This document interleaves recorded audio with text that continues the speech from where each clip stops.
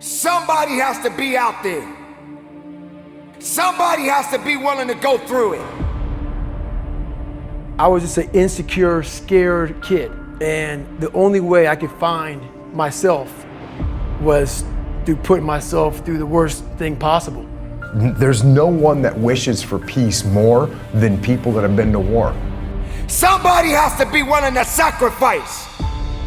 The mentality of a warrior is very different than normal mentality. You must be that person on that door, get ready to open it, thinking to yourself, if I die, so be it. Because when the war drums sound, it's my friends that are going to put their lives on the line. Looking at the guys to my left and to my right, realizing that we're here together, man. I have to be strong for them. They gotta be strong for me. We honor the servicemen and women who put it on the line, who've given their all. And if they make it home and they have the ability to put their arms around their loved ones, job well done. When you sign up on that dotted line to be a SEAL, your mentality changes. I may not live. You gotta accept that. Will to fight is the will to kill and it's the will to die. And those are some pretty big wills that we need to have. Without these people who serve, without these people that give it their all, how can we do what we do? Somebody got to do the job. Get out there and live. Strive to be better. Because the life you've got, which I just said was a gift, it is a gift. So live it. Thank you for your service. Thank you for putting it on the line. For each day that you go out to do a job that maybe others will never understand, never have the ability to do, or even be able to give the time that you give. For every man and woman that serves, you should always be honored and respected. From far and near, you do something that is so great and so special to so many. And sometimes what you do doesn't be recognized enough. There should never just be a special day to honor those that serve. Every day should be a special day. For you are a special individual. For you give so much and yet only receive so little. This is the time that you must be recognized for the greatest sacrifices that you have given. You must be recognized for your losses, for your struggles, for the things that you have to endure that others will never see. Today you will be honored. But not just this day, but every day. For the men and women who serve, for the men and women who give it all, for the men and women that put it on the line, and yet not have the tribute that is deserved to them. Many people in this world will never understand the pain and the sacrifices that you have given. The fight always be in you. But this is the time and the moment right now that you must be recognized, that you must understand that you are appreciated.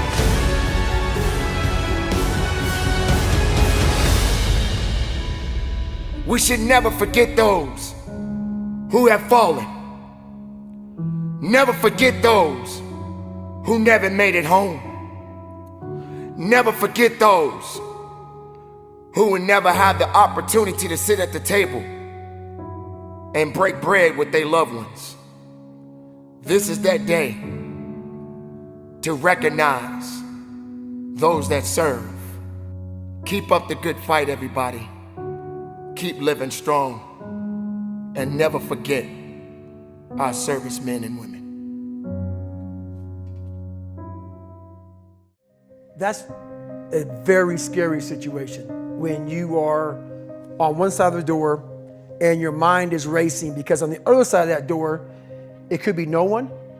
It could be 4 guys with 4 AK-47s. That door you're about to open could be booby-trapped. So once you open it, boom, your legs are gone. So there's 1,000 things you think about when you're the first guy, second guy, third guy, getting ready to go in a room and flood it. And that's why I talk about the warrior mentality. And that's why so many people are lost when I start talking. You have the right. You're lucky that you don't have to think like warriors think. You're very privileged. I chose this world to be a warrior. And I would choose it again if I came back to this world. But the mentality of a warrior is very different than normal mentality. You must be that person on that door, get ready to open it, thinking to yourself,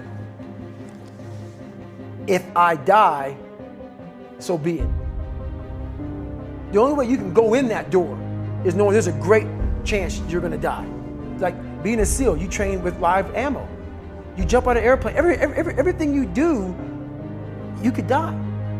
So to be a warrior, why people don't understand me, I'm glad you don't understand me. Merry Christmas, good on you. Because being a warrior takes a whole different mindset.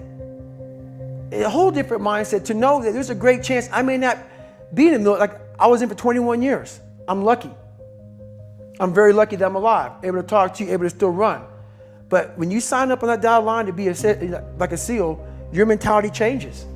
I may not live. You gotta accept that. And that's the mentality you have. And that's what makes you a warrior. If you're scared to die, you're a bad warrior. I'm also looking at the guys to my left and to my right, realizing that we're here together, man. And I have to be strong for them. And they gotta be strong for me. A lot of people, either you like me or you don't, even in the SEAL teams, but when you get to that door or you get on that mission or you get on that op, all that shit's out the door, man. You know, you do it honestly. I mean, people say all the time in these movies, and you really out there fighting for that guy beside you. And you can't be a coward. Because you know what, and this is how I look at everything I do now in life, and this sums it up. I hated jumping out of airplanes. I hated shooting guns. I hated the job as a Navy SEAL. But I did it because I wanted to change myself. Everything I do, I'm not really comfortable doing. But if you choose to go that route, to go be a Navy SEAL, you might as well go be the hardest mother in the world. Because if you're choosing to do something, you have 2 routes. You can go there and be a little weak person and get through barely, and that's your reputation.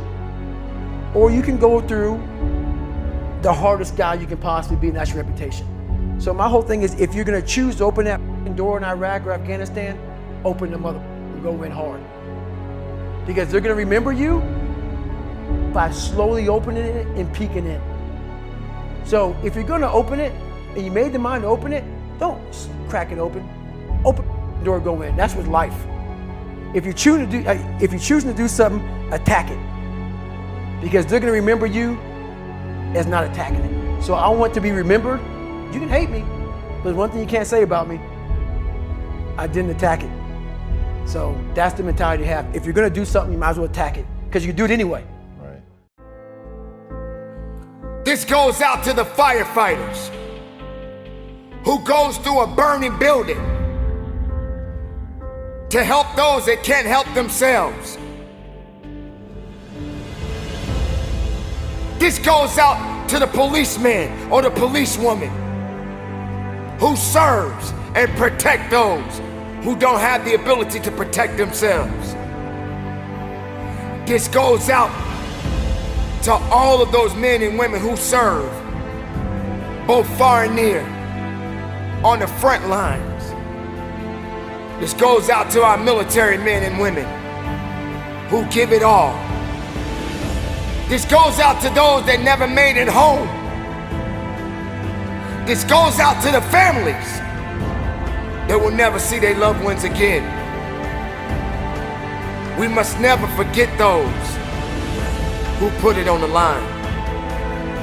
We must never forget those who are unselfish and being able to contribute what they contribute each and every day.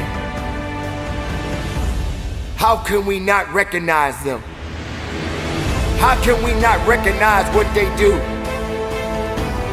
Why does it have to just be one particular day that we honor them? It should never be a one-day thing. Without these people who serve, without these people that give it their all, how can we do what we do? Somebody got to do the job. They made it up in their minds. They made it up in their minds and in their hearts that this must be done. And they are willing to do what is necessary to get the job done. Think about those kids out there that may not ever see their parents again.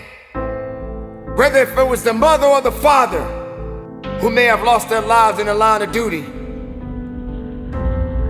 Doesn't matter what you believe in. Doesn't matter how you feel about certain things. Somebody has to be out there. Somebody has to be willing to go through it. Somebody has to be willing to sacrifice.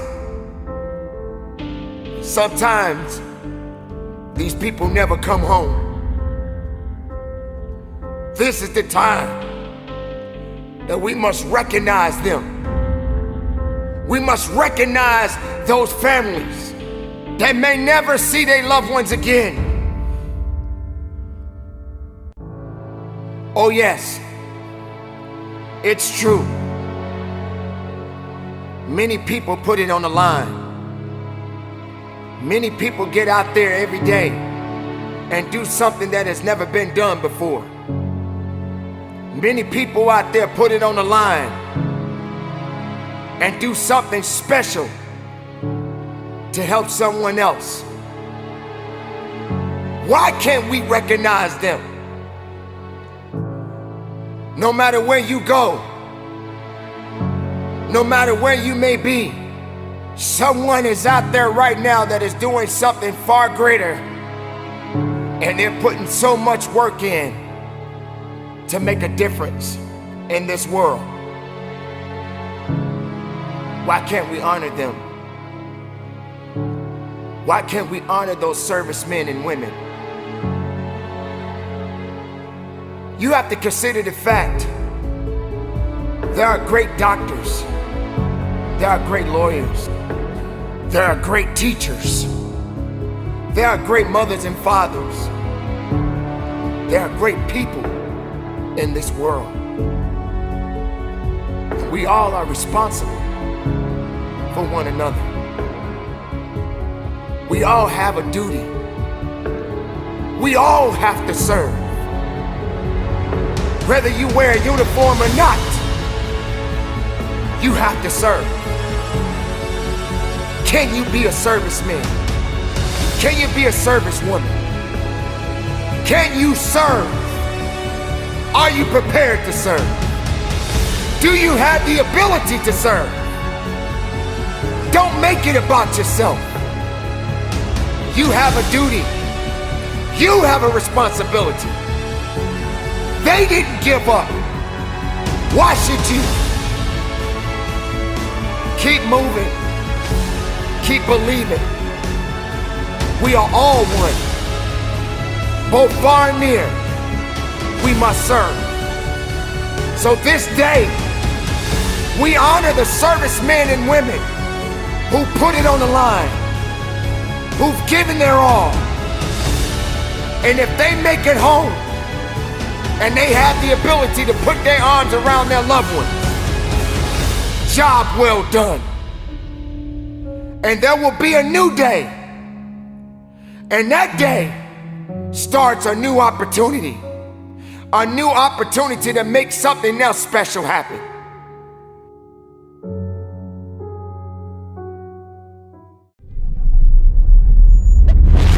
You feel like your life is going to last a long time. And if I was to talk to my 26-year-old self,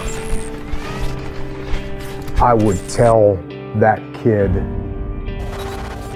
that you don't have time.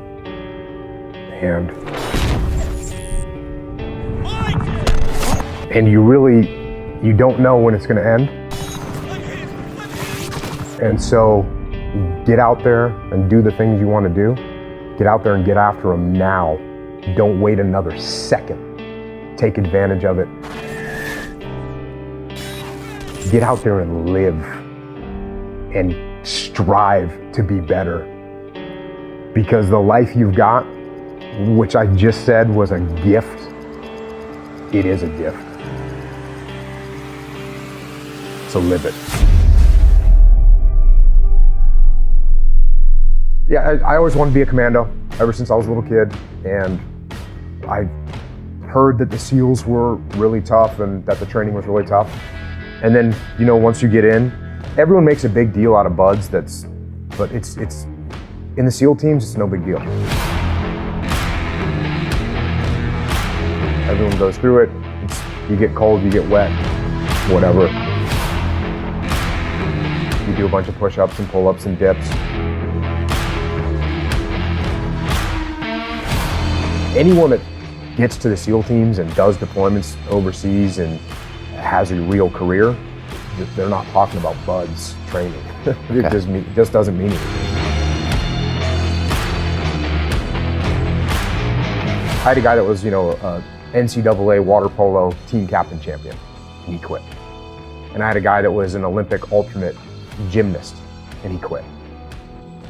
Just because someone's a good physical athlete, it doesn't mean that they're a good SEAL, because being a good SEAL is a lot more than just being a good athlete. Being a good athlete is like the baseline, and it's everything that you learn to do after that.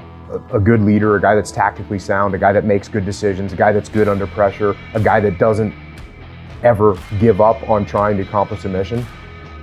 Those are the things that make a good SEAL. So you're always learning and growing, and I was always learning until the day I retired. Because it's not a boom, this happened and everything changed. It's a constant addition of skill set and repetition of situations where you become competent at your job. The fear of getting shot or killed is not on your mind when you're in the moment. It'll build up when you're waiting to go out. There's times where you're waiting to go out and you're like thinking to yourself, okay, there's a lot of bad things going on out there, and some of them could happen to me. But I think at some point you realize that there's nothing you can do about that. Other than just quit and just resign yourself to a life of cowardice. But if you opt to not do that and you step up and say, okay, I'm ready. And if I die, I die. And once you overcome that, then nothing else to be afraid of. There's no one that wishes for peace more than people that have been to war. Because when the war drums sound, it's my friends that are going to fight. That's who's going to fight. It's my friends that are going to put their lives on the line. So when the war drums sound, the people that have been to war are the ones that actually say, let's think about this first. Because like I said before, and like everyone says all the time, and they say it like it's no big deal, but war is hell. When you take an 18-year-old kid and you're gonna go put him in a situation where he's gonna have to kill people and possibly get wounded or possibly get killed himself, that's a traumatic experience. And so before you do that, you should think about why you're doing it and understand if the people have the will to fight. And the will to fight, as I've said many times before, the will to fight is the will to kill and it's the will to die. And those are some pretty big wills that you need to have. Almost immediately, we're going to memorial services for Army guys, Marines that are killed, which, you know, was a rude awakening. So that's the welcome to Ramadi. The welcome to Ramadi is, you know, you're gonna go and pay your respects to some guys that were just killed. And there's firefights in the city. So we're just across the river from the city.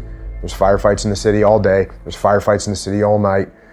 We're on the rooftop of our building. You can sit there and watch tracer fire go back and forth. We're shot at from, you know, across the riverbank. There's, yeah, it was legit. It was legit combat. It was a legit bad scenario with sustained combat operations. How do you lead your men through that when you know they're dealing with not only the funerals, which definitely take a psychological toll, but then even that just constant firefighting over there? I mean, do you have to switch up your gear and think, okay, I got to lead stronger or maybe a little easier in certain scenarios? Are you changing a little bit? Yes, you do have to modulate your leadership. And you have to do that if you're in the business world. You have to do that if you're leading any kind of team. You've got to modulate, and you got to recognize when your guys need to be pushed and when your guys need to be not pushed and given a rest. So you're constantly doing that, regardless of what kind of team you're leading. And in combat, like, you know, I say all the time, it's amplified, because if you push your guys too hard in combat, they're gonna break. You know, whereas in business, oh, maybe they make errors on something, or maybe they do snap. I mean, it does happen in the business world where people like can't take it anymore. But in combat, it'll happen very quickly. And so, you know, you're constantly modulating and taking measure of where your guys are at. And, you know, sometimes I didn't do a great job of that. Sometimes I went a little far and said, ooh, wow, I just saw the look on that guy's face. He needs a rest. And I should have recognized that earlier. And, you know, you make mistakes, no doubt. What I had on my side was I had experience, and I had paid attention to my elders when I was a kid. And when I was getting trained and there was no war going on and it was the 90s, and I'd hear a guy, you know, someone whose name you'll never hear, but a guy that if you're in the SEAL teams, you know who that person is because they were a legit badass Vietnam war hero. You'd hear them say something, I would hear them say something, and I would collect that and I would hang on to it. That's what prepared me, was that experience of growing up with listening to my elders. The SEAL team doctrine wasn't written down anywhere. It was all word of mouth and passed down from generation to generation that way. And making sure that you're not being cocky, making sure that you don't have the attitude that you talked about earlier of, you know, we're always going to be better than the enemy. We're always going to win, because you're not always going to win. And especially if you think you're always going to win, then you're not going to prepare that the way you should. You're not going to give everything you can to your training to making sure that you are prepared for that moment when it comes. And it might come once on a deployment, it might not come on a deployment, and it might come on a daily basis.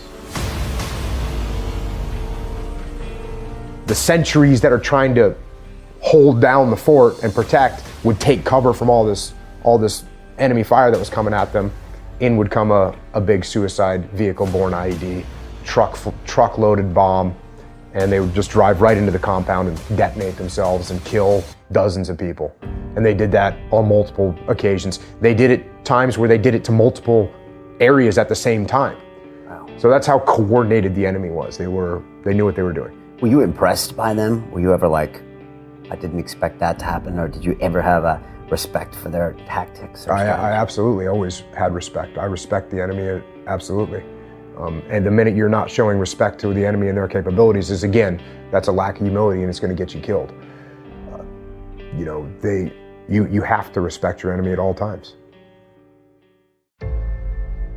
And whether your mission is to go out and capture, kill bad guys, or your mission is to produce something or sell something or manufacture something or design something, trying to get that team to be unified behind a plan and execute it efficiently, it doesn't matter what the mission is. You're still dealing with human beings. You're still dealing with people.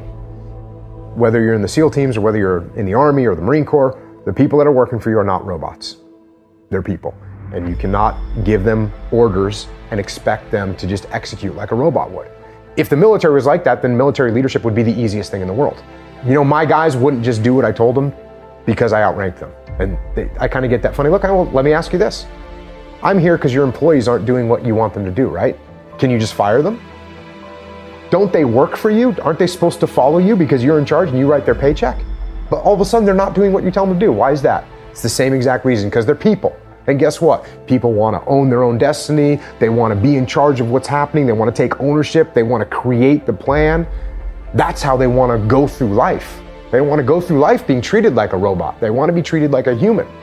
So don't talk to me about, oh, well, it was easy for you because you had these highly trained, highly disciplined, Terminator robots that work for you. Not true. In fact, the opposite. I had a bunch of hard-headed, the guys that you talked about earlier, I had a bunch of hard-headed, very determined, thick-skulled guys that, I had to get them to do what I wanted them to do. I had to get them to want to do what I wanted them to do. I had to make them think that it was what they wanted to do. That's the goal. That's what leadership is. And the worse your plan is thought out, the less response you're going to get. And just like in business world, the less input I get from you as we create this plan, the less apt you are to execute it correctly. So when it comes time, when you have to go execute something, I want you to plan it. I'm not going to plan it for you. I want you to plan it. Now I'm going to come and check out your plan, and we'll collaborate to make sure it's the best plan, because maybe I have more experience than you, or maybe I have some strategic vision that you don't have. But I want you to plan it. That way you own it. And if you own it, when you go to execute it, you're going to put that much more effort into it. That's hard to quantify, but that's real. That is real. If you come up with a plan, you're going to put more effort and more pride in executing that plan than if I come up with a plan and I give it to you and tell you to execute it. That's just a reality. I don't care who you are. That's a reality. Ordering people to do things does not work. You actually have to lead them. And that's another buzzword out there is accountability. You got to be accountable. You got to hold your people accountable. And to me, accountability is a tool. It's a tool of leadership, but it's not the primary tool of leadership. It's actually a crutch. It's actually a tool to use when you don't pull off leadership correctly. So what you want to do, I talk about this all the time. I didn't hold my guys accountable. I didn't, walk down the line and inspect what they were doing. No, I didn't have to hold them accountable. They wanted to do the right thing. They wanted to do what was aligned with the mission. I had to hold them back. Never mind make them do it. And that's what leadership is. It's not about accountability. It's about leading and getting them to lead themselves and getting them to take ownership of things. That's when you've succeeded as a leader, when you're just about out of a job. When you're sitting back and you don't have to do anything because your frontline troops and your subordinate leadership is making things happen with almost no effort from you. And the only time you have to step in is when something's going sideways or you see something getting off track, you got to step back in there. But the ideal is that you can sit back, observe, start looking at what the other strategy is, what to do next, other problems, other parts of the world, but you can just let your people do what they want to do because they want to do it. Not because you have to breathe down their shoulder and hold them accountable. Not the way to lead. And to that same young man that wants to be a SEAL, the guys that want to be like Jocko one day, what do you tell that 20-year-old that sees this thing and says, I want to go do that? Well, first of all, don't try and be like me. Be better than me. Crush me.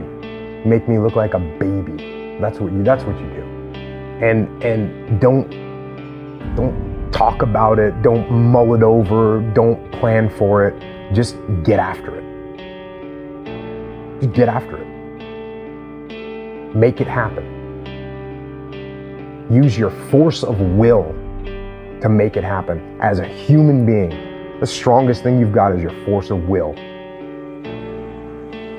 So take that force of will and make that happen.